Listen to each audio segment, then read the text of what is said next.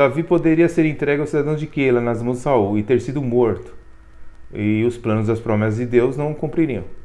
Caso se ele viesse a morrer, como ficaria a promessa de Deus? Então é justamente isso, senhor Elias, é justamente isso mesmo, é justamente isso. O senhor está totalmente equivocado na sua argumentação, certo? Do que você trata da sua enciclopédia aí, usando um argumento católico, molinista, e fica aí nesse parafuso, né? Então é bem complicado. A gente tem que entender que tudo é decretado por Deus. Por quê? Porque Deus é como se fosse, por exemplo, vamos dar uma alegoria. Uma pessoa chega no restaurante, senta lá e fala: olha, eu quero um misto quente, certo? E uma Coca-Cola. Você acha que vai vir um Guaraná e um X-salada? Não. Por que não? Que você pediu, você determinou que você quer aquilo ali. Então não pode vir outra coisa. É a mesma coisa a questão do futuro, né? Então é muito complicado esse raciocínio que eles ficam tramitando, né? Tentando defender o indefensável, né?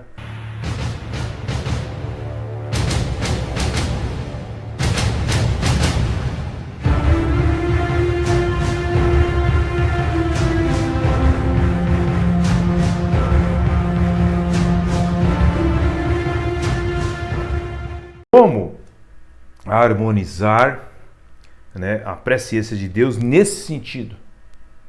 E assim, qual é o resultado dos seus decretos, como a responsabilidade do homem nesse tipo de raciocínio? Como é que fica tudo isso? Por causa dessa dificuldade, os socinianos, que eram hereges, né, não admitiam que Deus conheça de antemão as ações livres e contingentes dos homens, e assim negam de fato a onisciência divina. Já os arminianos, no entanto, reconhecem que Deus prevê como certas e livres ações do homem, sem decretá-las, embora inclua o seu plano. Mas se Deus viu antes que uma pessoa criada em determinado tempo e lugar e colocada em certas circunstâncias agiria de certo modo, e apesar disso criou exatamente essas tais circunstâncias, não significa que ele decretou que essa pessoa agisse desse modo? Entretanto, Deus não será responsável pelos atos dessa pessoa, porque ela age livre e espontaneamente, de acordo com a sua própria natureza e as suas inclinações. Deus não a compele a fazer coisas erradas, tá? A pessoa age por si mesma, ok? Porque o povo de Keila não cometeu o crime de entregar então Davi a Saul, porque Deus avisou a Davi, simples assim, né? De modo que desapareceram então essas circunstâncias para que este povo teria como favorável para a prática desse delito, ok? Então, suponha-se que Deus não tivesse avisado Davi. Isso provaria que Deus tinha decretado que eles agissem dessa maneira, criando as circunstâncias que resultariam naquele ato. Poderíamos dizer que Deus seria responsável pelo que fizessem, apesar de estar sido incluído nos decretos de Deus? Podemos dizer o mesmo dos irmãos de José, de Judas, de todos quantos contribuíram para a crucificação de Jesus Cristo? Cometeram um crime, agiram livremente, foram acusados por sua própria consciência. Não obstante, seus atos pecaminosos foram incluídos nos decretos de Deus e por isso foram conhecidos de antemão. Vamos analisar o que diz aqui a passagem de de Gênesis capítulo 45, verso 4, 5, 6, 7 e 8. Disse José a seus irmãos: agora chegai-vos a mim, agora, pois não vos entristeçais, nem vos irriteis contra vós mesmos, porque me havereis vendido para aqui. porque foi por causa disso que Deus conservou a vida. Deus me enviou adiante de vós. Deus me enviou adiante de vós para conservar a nossa sucessão na terra e para nos preservar a vida por um grande livramento. Assim não fosse vós que me enviaste para cá, e sim Deus. Vemos também outra passagem em Mateus capítulo 26, versículo 24, e João capítulo 17, verso 12. O Filho do Homem vai, ou seja, ele vai ser crucificado. O Filho do Homem vai como está escrito a seu respeito. Mas ai daquele por intermédio de quem o Filho do Homem está sendo traído. Vemos também em Atos capítulo 4, versículo 27 e 28. Porque verdadeiramente se ajuntaram nessa cidade contra o teu santo servo Jesus, ao qual ungiste Herodes e Pôncio Pilatos, com gentios e gente de Israel, para fazerem tudo o que por tua mão e o teu propósito predeterminaram. Veja que tudo está no controle de Deus, não é só algumas coisas, porque se algumas coisas, o que é e o que não é que está no controle de Deus, ou o que é que está decretado por Deus, entende? É um raciocínio muito fraco, esse raciocínio arminiano, ok? Os arminianos, eles mostram sua reverência pelas perfeições de Deus, a ponto de limitarem o conhecimento dele quanto às ações de agentes livres, mas esforçam-se para fugir à conclusão inevitável do decreto e por salvar a sua própria doutrina favorita dos propósitos condicionais. Podemos não ser capazes de ver tudo como seres humanos, mas Deus não é assim.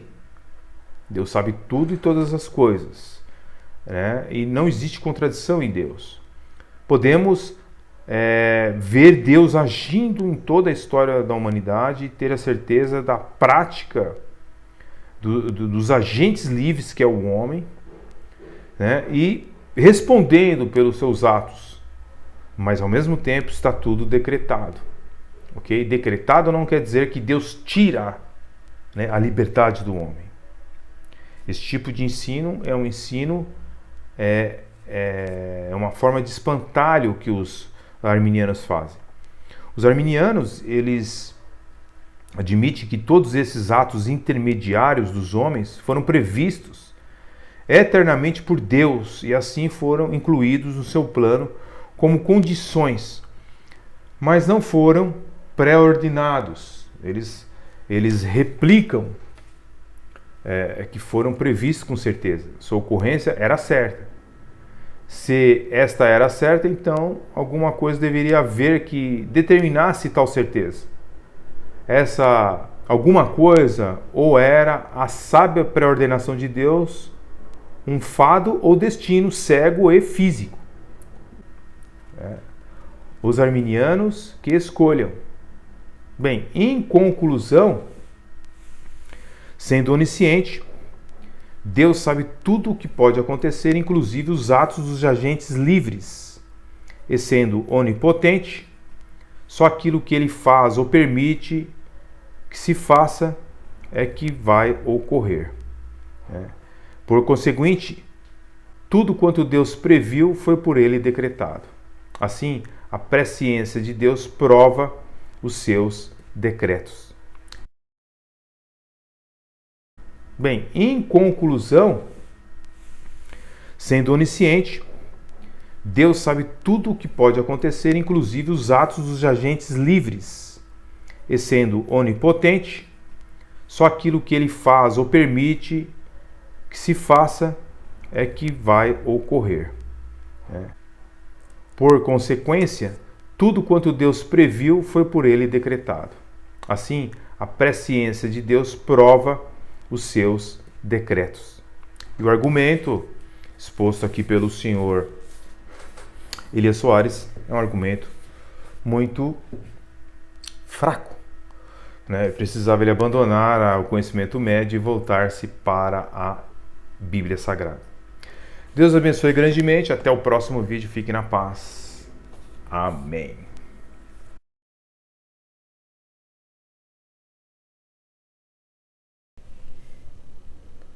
Um homem chamado Fausto Socino, que viveu de 1539 a 1604, que viveu na época da Reforma Protestante, ele só aceitava as partes da Bíblia que lhe pareciam razoáveis e aceitáveis.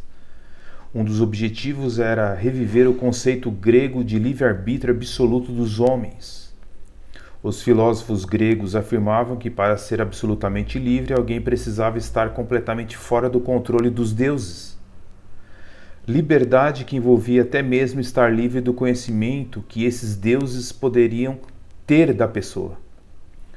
Quanto menos os deuses soubessem sobre as pessoas, mais confortáveis elas se sentiriam.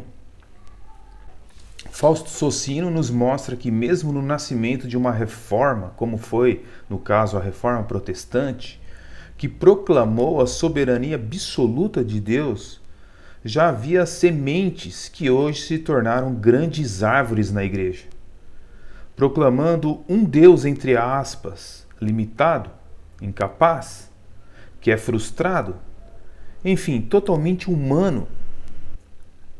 William James, que viveu de 1842 a 1910, um grande defensor dessa ideia de que o homem é radicalmente livre e que Deus é finito, fazendo o melhor possível para erradicar o mal do mundo, mas sem obter sucesso. Segundo ele, Deus não conhece o futuro.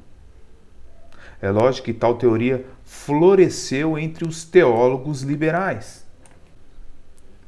Os socinianos, que na verdade apenas reverberaram as ideias gregas, como não queria afirmar abertamente que Deus não era onisciente, redefiniram a onisciência, dizendo que a onisciência divina significa que Deus conhece tão somente o que é possível ser conhecido.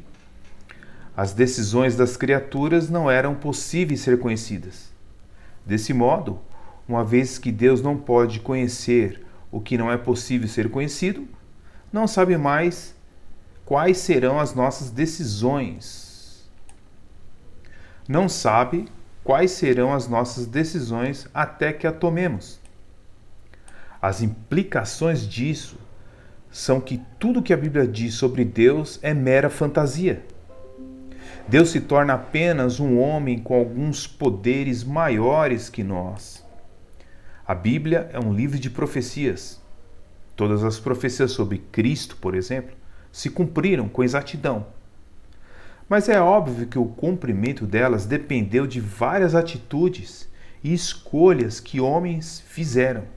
E é óbvio que isso era conhecido desde a eternidade. Jesus, por exemplo, só nasceu em Belém porque o Império Romano, alguém, resolveu que cada habitante devia voltar à sua cidade para que a população fosse contada e cadastrada. O cumprimento da Escritura é um tema constante na vida de Cristo. Se nós fôssemos ver todas as profecias cumpridas em Cristo, ficaríamos abismados. Mas somente para citar algumas, nós vemos aí no Salmo 41, verso 9, diz que Jesus seria traído pela sua própria família. O Salmo 31, verso 11, diz que os discípulos o abandonariam por terem se sentido ofendidos. A Bíblia também fala em Isaías 53, 7, que houve silêncio diante dos juízes. E Isaías 53, 12 fala da inocência provada de Cristo. Nós podíamos continuar. Tudo isso só tinha um propósito, para que se cumprisse as Escrituras. As pernas de Jesus também não foram quebradas para que se cumprisse a Escritura que diz: nenhum dos seus ossos será quebrado, conforme o Evangelho de São João, capítulo 19, verso 36. E é sempre assim.